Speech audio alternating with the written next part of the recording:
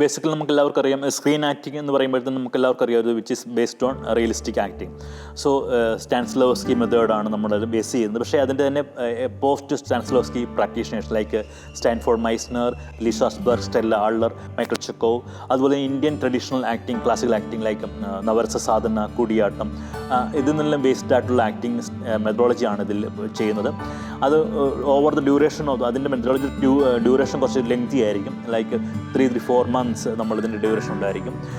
അത് especially highly trained ആയിട്ടുള്ള ആക്ടേഴ്സോ അല്ലെങ്കിൽ ആക്ടിങ് ട്രെയിനറായിരിക്കും നമ്മൾ അതിന് വേണ്ടിയിട്ട് ഇവിടെ വരുന്നത്. And practice, studio based practice, അല്ലെങ്കിൽ especially character analysis, script analysis, പിന്നെ സൈക്കോളജി ഓഫ് ദ ആക്ടർ, എങ്ങനെയാണ് സീൻ അപ്രോച്ച് ചെയ്യേണ്ടത്, പിന്നെ ഇംപ്രൊവൈസേഷൻ, അതൊക്കെ നമ്മളിവിടെ പരിചയപ്പെടുത്തുന്നുണ്ടായിരിക്കും. സ്റ്റുഡൻസിന് അത്ര മെത്തഡോളജി നന്നായിട്ട് തന്നെ പ്രാക്ടീസ് ചെയ്യാനുള്ള എൻവയറമെൻറ്റ് ഈ ക്യാമ്പസിലുണ്ടായിരിക്കും.